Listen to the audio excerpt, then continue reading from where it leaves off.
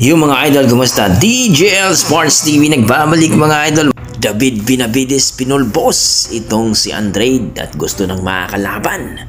Itong si Saul Canelo Alvarez, ang Mexicanong undisputed. Marlon The Nightmare Tapales gusto ng pulbusin na itong si Naoya Inoue, ang monster kuno ng Japan. At good news, Cuadralas General Casimero.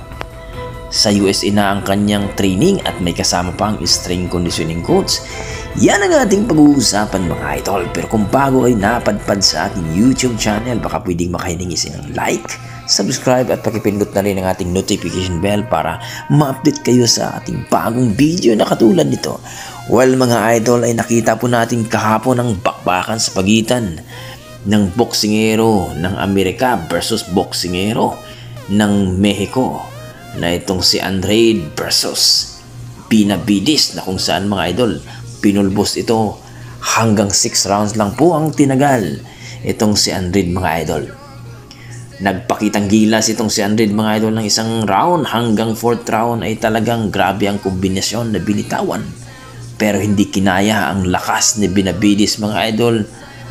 Talaga namang nayanig ang buong katawan ni Andrade hanggang nakita na talaga namang hindi talaga kinaya ni Andrade ang malakas na kamao ni Benavides. At dito nga mga idol ay talaga namang pagkatapos ng kanilang laban at doon pa lang sa ring mga idol ay kinukulaut na itong kanyang kababayan na Mexicano dito sa super middleweight division na si undisputed Saul Canelo Alvarez, na gusto niyo bang makita silang dalawa ang maglaban? Well mga idol, higawan po ng mga tao sapagkat yun talaga ang gusto nilang makita, na the best dito sa super middleweight division.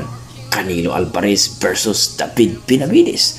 Kung sakaling magmaterialize po ang kanilang laban mga idol, sa tingin nyo, sino kaya ang magwawagi sa kanilang dalawa? I-komento mo na sa baba mga idol.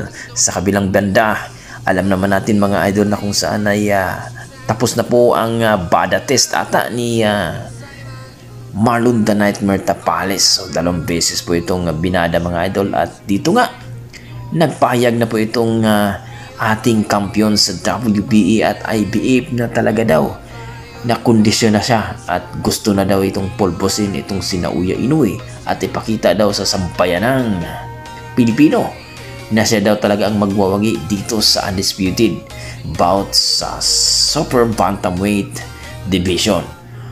Well mga idol, hindi po natin pwedeng sabihin na isipay lang itong si Marlon Tapales, sapagkat alam naman natin na may kakayahan talaga ang ating pambato.